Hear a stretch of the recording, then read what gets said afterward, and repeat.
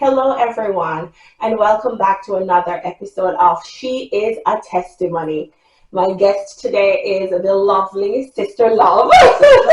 I am so happy that she said yes to the invitation to come and be a part of this program because she has a story to tell. Right, Sister Love?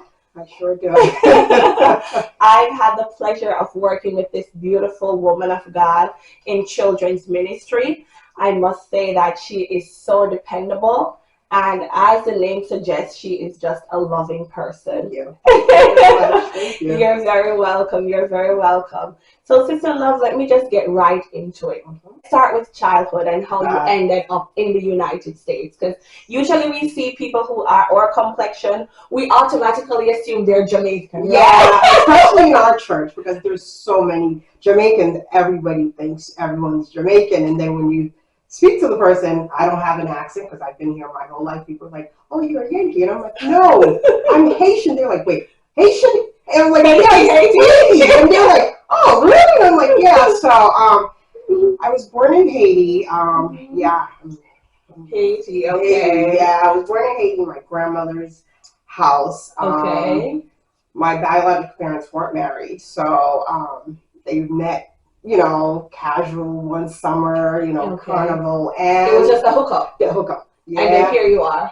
And here I am. Yeah, hookup, and my biological mother, she didn't want me. Like she got pregnant thinking my father, because my father was a little better off than she was. Yeah, more money, more status. Because Haiti, if you know anything of Haiti, Haiti's very poor, but there are some individuals in that country that have a little more money than the others. And my father, my biological father, Saint-Val, he was from a little more of a status family, and she thought that was his her ticket to get out of the country, and my father was just looking for a good time, so they did their thing.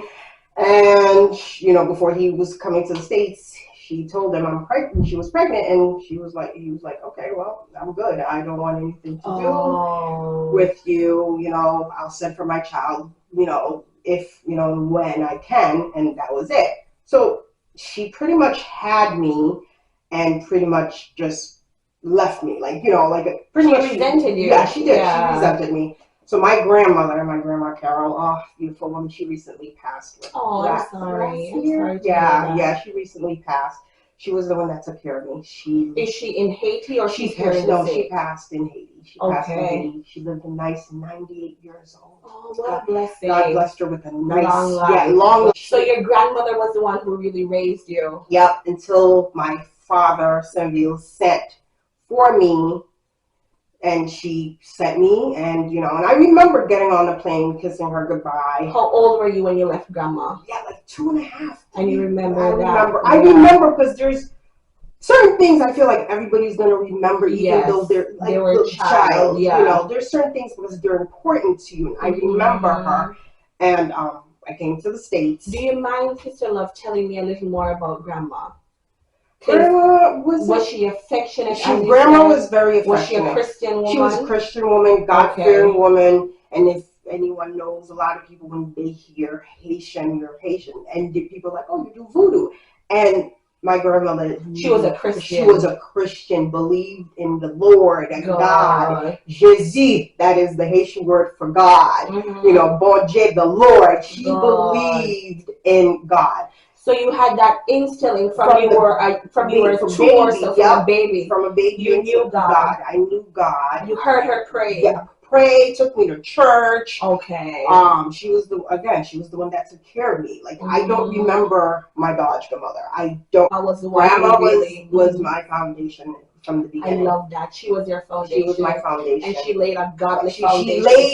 She set it up. She was like, foundation, the Lord, then everything else, because she knew I was going to need that. She knew I was going to need that, because it's funny, because one of my favorite scriptures is, God's going to go before you, and it's just one of those things, is like, go before you, make your road straight. And how true that is for my life, because some of the things that I've endured, only God only God that I survived it. So it's just one of those things. So you left grandma about 3 years old. Yeah. Who did you come to the States to? My father, Saint-Val, and his mother, his wife, Maire Rose. Did you know him before that? No. This was your first time seeing this man at 3 years old. Yep. And you were coming to live with him in a new country. Yep. Shell shock. First of all, first time I saw snow, I cried. I thought the world was ending. No, seriously, imagine you come from an island, it's hot, and then it's cold, and you look up, there's stuff falling from the sky. I'm like, and he's a stranger to you. He's a stranger to me, so there was no comfort, there was no love, there was no attention, there was no affection. And then it's like, not even am I meeting him for the first time, I'm meeting his wife, Maire Rose, and my older half-sister that he had from another woman. How many children did your father have? Can you physically count? 5. Okay, all with different women? Yes. Whew. Okay. Very promiscuous. He just had a good time all his life. Papa was Rolling Stone. Wherever he laid his hat was his. Okay. Do you have a relationship with him? No. Okay. No. Because I'm going to get into that. Yeah, so you don't have a relationship with your dad. No. Do you have a relationship with your biological mom? No. Okay. No. Tell me about living with your dad and your stepmother. So you came here to them at 3. Yep. What happened for those years of your life that you were here in the States? So it was me, my older half-sister, Girlene, my stepmother, Maire Rose, son, Rodney, and later she got pregnant 2 more times and she had 2 other kids. 2 other children. Yes. Okay. There was a lot of kids in the house. Yes. Okay. They treated Rodney, because he was the only boy, they treated Rodney like a king. As a stepbrother, Rodney was good to us, me and my older half-sister, because his mother, she hated us. Oh. She would call us ugly. She would call us, forgive me, pretty tough. Make it, streetwalkers, certain things. Like I shared, a little boy in church told me I was pretty, and because of that, I got beat, like really beat.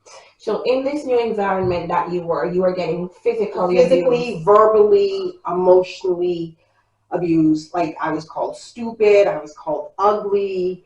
Like, my stepmother would tell me that my father would have to pay for someone to marry me. That's how ugly I was. Oh, no. For the longest time, I thought I was ugly. Yeah, it was hard. It was hard. And then her mother, Maire Rose's mom, came to live, and she was a decent woman. Even though they practiced voodoo, she was a hold on.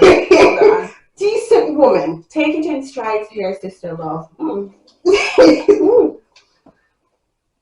So they were abusive. Yeah.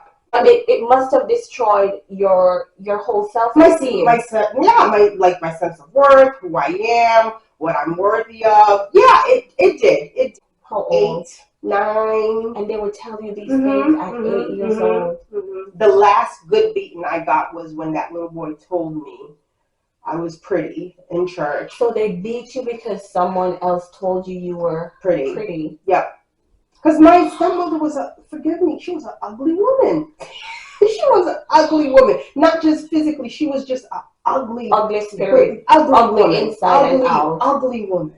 Ugly woman. And the thing is, and I say this because God covered me in that house, because I've been thrown downstairs. I've got punched in the eye. I've been pulled by my hair. Like, I'm not one of those girls that likes long hair because of the fact that I've been pulled by my hair and flung across rooms. Oh my goodness. I got burned.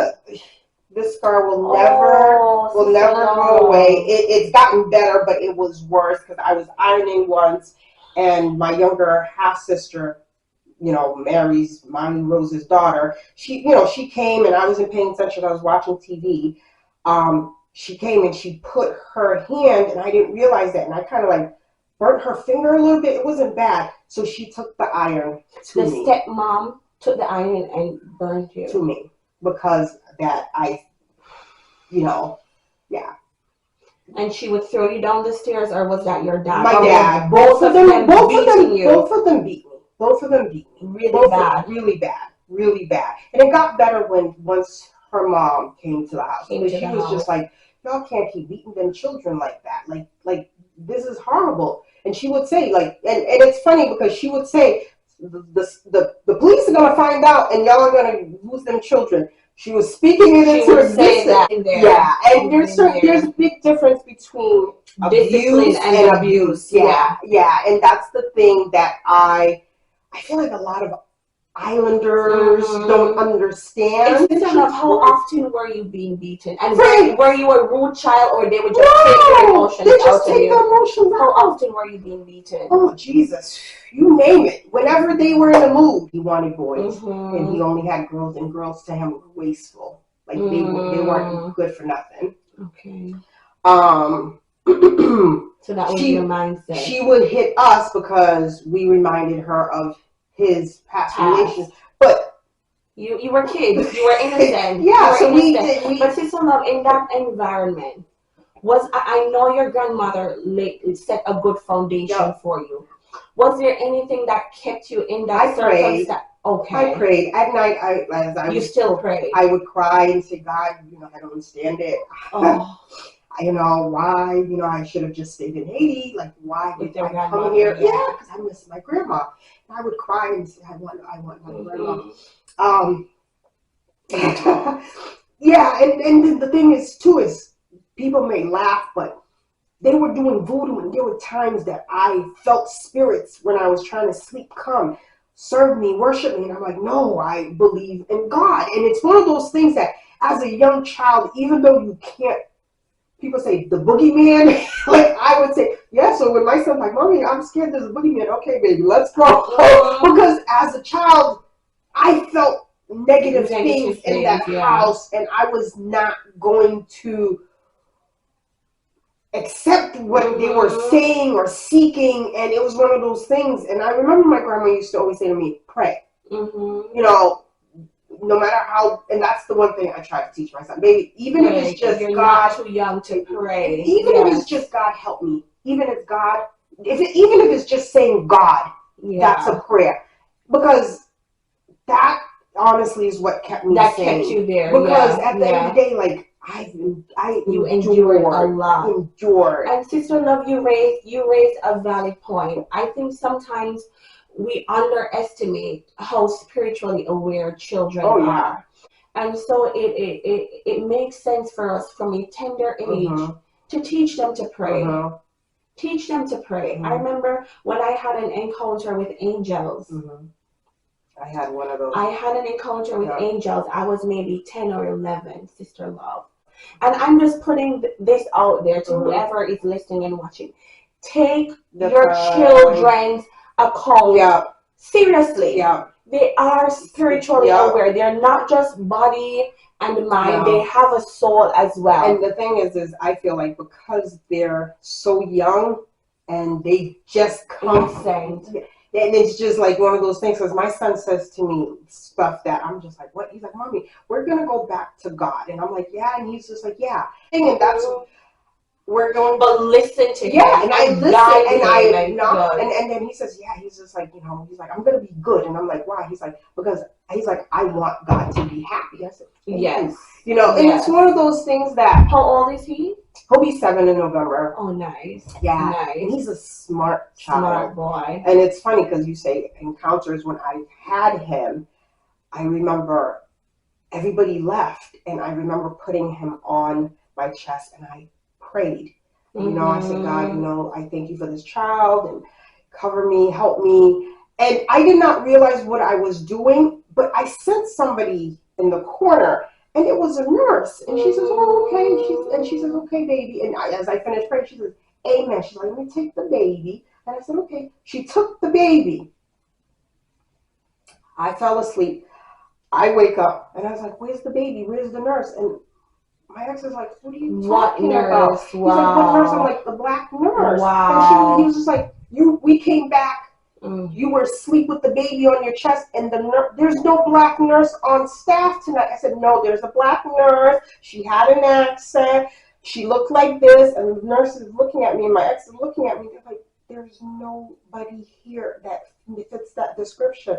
And then I said, And I told my mom this because my mom is a minister. I said, Mommy, and she says, well, that was the That's Lord. an That angel. was an angel. Yeah. That you were praying. That was an and then angel. the angel took Cameron, and I don't know what the angel did, but baby, you good. And I said, oh, well, all right. So Sister Love, you are giving me so many things that I want to ask you about. Yeah. Like, whew. Go ahead. So God kept you. God kept you. So even though you were in a house where you were being abused, verbally, emotionally, physically, God kept you. You remembered how to pray. And these were prayers that your grandmother taught you from you were 2 and 3 years old. Simple things. And that stayed with you. Stayed with us. And my father, my biological father, and his wife, we would go to church, but it was it church or voodoo church? It was church. She was a closet voodoo priestess. Hold on. Because it's the same way you have closet Christians who, they're in there's no God, but it's like in their home secretly they're praising. She goes to church, and she took you guys to church. Yes. But at home she practiced voodoo. Her mom practiced voodoo, and my father got into it. And anytime my father would question, and I realized this after I left the house, anytime my father would question certain things, why he would have to do certain things, that's when the spirits would come out and wreak havoc. In the house. In the house, because he was questioning why certain things. So she introduced him to voodoo. Yeah. Was she Haitian or she's American? No, she's Haitian. Okay. Haitian, yeah. And I remember laying in my bed, and it was wintertime. The windows were closed, and this wind came, and this black feeling came over, and I being a little girl, I pulled that blanket over my head, and I was like, shoot. I heard a voice say, serve me. I said, no, I serve the Lord. I don't know you. I serve God. And the blanket is open, and I'm shaking. God, please, Lord God, help me. I don't know, Lord Jesus. And I remember that's all I kept saying. God. You were praying, Lord Jesus, and you were praying for God. Yeah. Okay. And then it's funny because then my father opened the door, and he was like, "What's going on? What's all that noise?" I said, "When my sister, came from the other room, she's like, what noise?" He heard screaming. We didn't hear screaming, but he heard screaming. And because he opened the door, the spirit just left. So he was also a Christian. Yeah. a closet voodoo. Yeah. So Sister Love, how did you get out of that house? So how did you because God must have answered your prayer. God answered that prayer, and it's funny because the night before, like I said, the little boy, we went to church. The little boy said I was pretty. I don't even know what I was, I don't even know the little boy. Kids. And I got a beating. When I mean a beating of my life that night. So I had welts, just knots on my back. Because someone called you pretty. Yeah. And I went to school, and that was always the threat. You say anything, we will kill you. It wasn't they will hit you. We will kill you. They literally told you. They will kill us. So that's why you guys didn't say anything, no matter what you guys were going through in the house. We never, you kept quiet. Like if they saw a bruise, I fell, or the burn mark. When I got that burn mark, I had them, and they were like, "What happened?" And I was just like, "Oh, I'm learning how to cook, so I burnt myself accidentally." No. And the teacher was like, "Oh." I was like, "Yeah, and I was to call her mom. Yeah, my mom was really sad that it happened, and she took me to the doctor." So they groomed you guys to lie to cover the scars. So after that beating of the lifetime, I went to school, and it was mandatory scoliosis stuff. They don't do that anymore now, but I had to take off my shirt. And my back, there was no hiding the bruises. Wow. I had bruises and belt marks all over my back, and actually, I think I even had it over on my side. And I was developing breasts, and I had no shirt, no bra or undershirt. So I was embarrassed and scared. And I remember saying, "Okay, well, I can't hide this. I can't lie." And the nurse was like, both of them looked at each other because the room was quiet, and they were like, what happened? And I remember looking at them and getting ready to lie, and one of the nurses looked at me. She says, don't lie to us. Tell us the truth. And I looked at her, and I just, please, if I could have won some money for as quick as I told that truth, I would let it out. You let it out. I let everything out. And the nurse was like, okay. One of them was like, put your shirt on, sweetie. You're good. You don't have scoliosis, and she's, you're fine. And then and this was at school. How old were you at this time? Can you recall? I was probably like 8 or 8. I was always on the young side for my grade, so I was probably 8 in like 4th grade, something like that. Yeah. And yeah, it was hard. And I put on my shirt, and one of the nurses was just like, God's gonna help you. God's gonna help you. Wow. And I said, okay. She's like, one of the nurses at school said, God is gonna help you. God's gonna help you. You have to be honest and you have to believe. And I said, okay. You have to be honest and you have to believe. That was her message to me. And I said, okay. And I went back to school. I went back to my class. Like nothing happened. I said nothing. And then 2 weeks later, police showed up, and state workers from the Department of Social Services showed up to the house. They barred it, and they came in, and my father was sitting at the table, and by the time he could do anything or say anything, police were there, and he was getting ready, and one of the police pulled him down and I remember had his hand on the man's shoulder and said, you move, you getting it, just sit down. And they were like, Lovenska, and I was like, yes. Julie, yes. Any other minors at the time, you guys need to pack up and come with us. And they literally, and Maire Rose, like she cussed me out. She said, I did this and I would pay. That's your stepmom. Yeah. So in the presence of the police, she was still cursing you out. She was cussing me out, and one of the social workers, they were just writing. She was writing it down, and the police was like, oh yeah, we hear you. Yeah. And Julie was scared, and this is your half sister. My half sister. She was younger than me, and I was just like, oh, it's okay, Julie, we'll be fine. And they took us, and they kept us in the same city and state. I'm from Boston, and at the time I lived in Chelsea, so they kept us in Chelsea because one, we went to school, and but they moved us to the other side. Okay. Of Chelsea, Prattville, which is more popular, more posh, richer side of Chelsea. Sister Love, tell me about foster life. What was that experience like? So again, where did you end up? Like after they pulled you out of that environment, was this your grand relief, or it was, and then it wasn't, because I remember being scared, saying, "Okay, so they're taking me from a bad home. Where are they going to put me?" You don't know. And I was scared.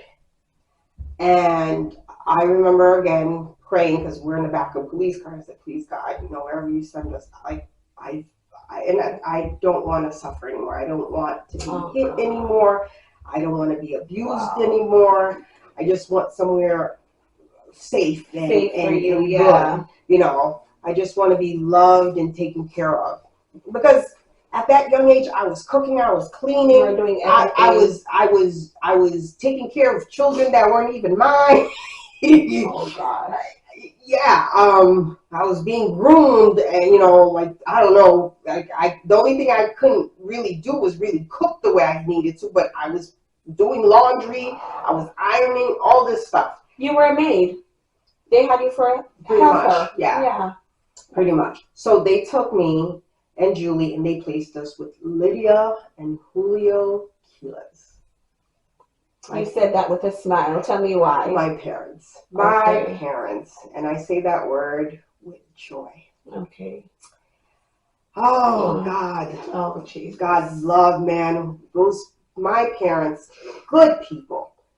God-fearing people. When I say God-fearing people, God-fearing people. Because out of that city at the time, there was, if I'm not mistaken, there was 10 foster families that I could have gone to.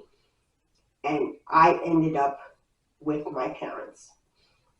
And I say that because it is God that went before me and made that way. Yeah. Because from the moment I walked into the house, I don't know if it was because they saw that, they would call me their chocolate Barbie doll. My father would dance with me. He would kiss on me. Things I didn't get from my father. They loved you. They loved on me. I was allowed to be a kid. Yeah. You know, and it's just, you know, because they're Hispanic, and there were certain things that my mom, she's gonna be honest, and people would be like, well, did you take offense to that? I'm like, she's a Hispanic woman. She didn't know anything about black little girls' hair, so she relaxed my hair. She was doing the best she could. Didn't know, and actually she still has this book, and I kind of want it. She bought a book, My Black Baby's Hair. She didn't know anything. She's like, I have boys, and my daughter has hair, flowing hair, and she loved me. She, like, both of them loved me, but my mom, like, took the time to educate me, deprogram me. And I say deprogram me because every negative thing that I was exposed to and told, they undid. They rebuilt me. Yeah. When I was with my father and my stepmother, I was not doing well at school. Within a month, they were like, oh, Lovenska Antoine. That's, you know, they're like, she got to be on this test. Improvement. And the teacher was like, what happened? And then, you know, it's like word got around. It's like I was going to school smiling. I was raising my hand because I didn't get called stupid. I didn't get called idiot. I didn't get called ugly. I wasn't hit every night. I didn't have demons flying around in the house when I was trying to sleep. You know, it's just like I had a mom and a dad that loved on me. I had siblings that played with me, laughed with me. Anytime I would ask for something, that was the other thing. Like, anytime there was food, good food, I got to eat it, not watch them eat it, and then if there was leftovers, get. It's like, okay. They made you a plate. You want pork chop? Yeah. Here. And you could eat with them. Eat with them. And, you know, my mom would be like, come on, sweetie, I'm going to cook. Let me watch me. It wasn't, hey, go cook that. It was, I'm going to cook. Come watch me. It's like, we had chores, but I wasn't cleaning the whole house by myself. Everybody had chores. You know, it's like, my mother's like, we're a family. We help. We take care of one another. Love, I know. I saw you post them the other day, and I was like, I read your caption when I saw you said mom. I'm like, I know Sister Love is a rich chocolate woman, and I looked at your post, and I saw this white lady, and I saw mom. I'm like, I didn't want to ask right away. But now I get it. Now I get it. And they never made you feel no. So the funny thing is that, were you the only chocolate in the house? No, my younger brother, Frankie, he's also adopted. And that's why I said, like, my mom and dad, they fought for us. They really fought. They really fought. Both of us, because my younger brother, Frankie, his mother was a prostitute. In and out of rehab. On and off drugs. His biological father is in jail for murder. And my mom and dad's had Frankie since he was like 3 months. And at one point, they gave my younger brother back to his mother. And I remember, and it's funny because I'm older now, but I remember what she was doing. She was teaching him, and what I thought was a matching game, she was teaching him the numbers to call. And it was, baby, pick up the phone, match the number. You see the piece of paper? Match the numbers, baby. Push the numbers, okay? And I remember her praying over him. And I remember her fasting for us. I remember many nights I'm sleeping. And she's praying. And she's praying over me. And It was one of those things. I would wake up, do one of these. She was interceding for me. She was going to God saying, hey, like, this is something you've entrusted me with. I'm taking it serious. And she knew of your past. She knew that you were exposed to a life of abuse and abuse. So this is a woman who knew God. Yep. She knew how to fight for you guys in prayer. Yes. Wow. Fast 40 days. Wow. I would be sleeping the blood of Jesus, the oil. So she really helped to undo all of those. Because when I left my father's house and my stepmother's house, I would have this reoccurring nightmare that I was in white. And I was walking, but it looked like literally hell in the dream. And hands were trying to pull me. And as I would run, I would fly. And my mother said, baby, you keep running. Every time I would tell her, she says, you keep running. So you were still getting the manifestations in your dream. And that's what I'm saying, Sister Love, that these things don't just go away naturally. And even though you're removed from the environment, there's still the trails or the chase or that's there. So she helped to really unroot and to break these things. Yeah, because she would say, pray. She says, you need to pray. You need to go to God and say, God, forgive me. My parents may have, I'm not them. I ask for mercy. And I remember I started doing that. And you were renouncing the things. Oh, yeah. Oh, goodness. Oh, my goodness. Okay. Oh, goodness. Thank you, Jesus. She helped you through that process. Yeah, because when I say years I would have that dream. Years I would have that dream. And I would be like, my goodness, what is this? And my mother like, And, she would speak in tongues and she would just pray over me. And it's just one of those things that when you're young, you don't understand. You don't understand. And now as a mother, and I'm older, and I'm like, okay, God, that makes sense. That makes sense. And Sister Love, I want to ask you this. Your adopted parents, were you the only ones they fostered, or was this pretty much like their calling? That was their calling. So before my mom became a minister, my mom did fostering. She fostered children, and she and my dad fostered over 257 children. How many children? Over 257. She literally took these kids in and helped them for a time period. Some of them actually still come back, and like one of my sisters, I call her sister because Midaya, my mom's sick, she, she knows, and she's come and she's helped my sister and I clean, and she there's still some of them that still come to visit my parents. And so they're good people. They come and these children still call my parents mom and dad because they've made that big of an impact on their lives.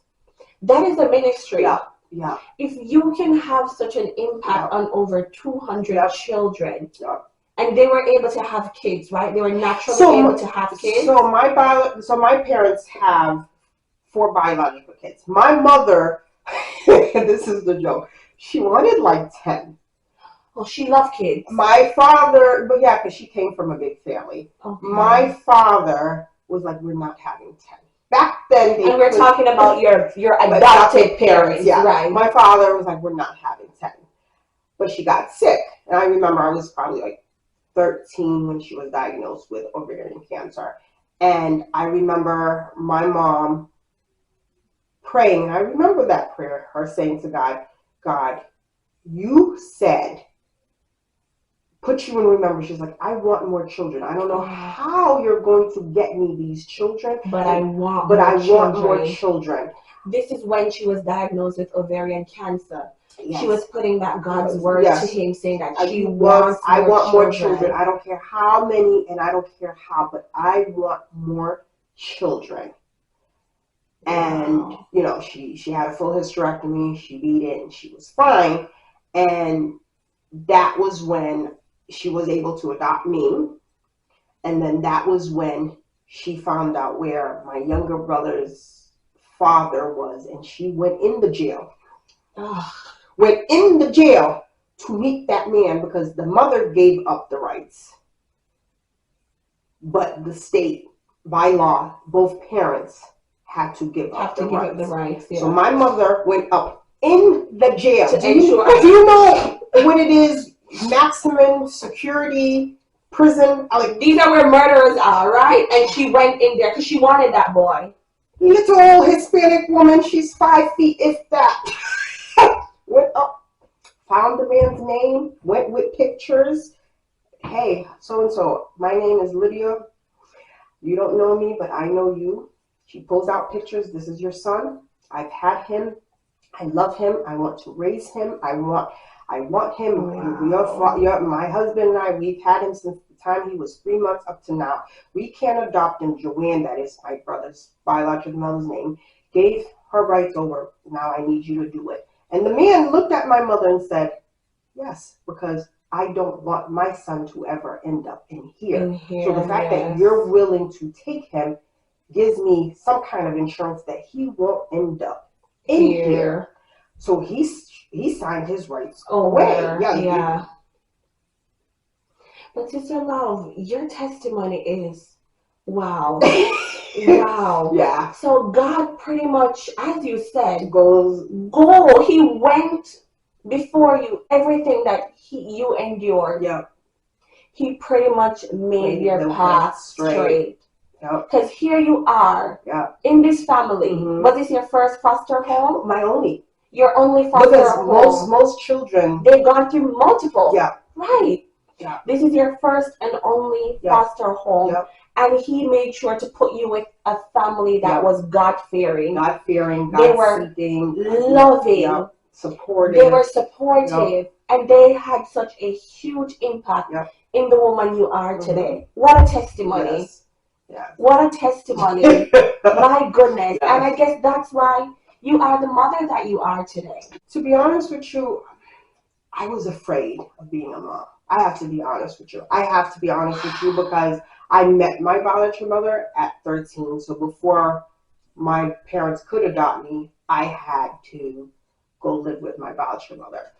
And that's required by that's required by every biological family member that wants to take the child or come forth to take, responsibility of your child is given that right. And since they took me from my biological father, my biological mother had every right to come and, 6 months I left my parents. The only people that I've known from the time I left hell into and I went to live with my biological mother. What was that like? Hell.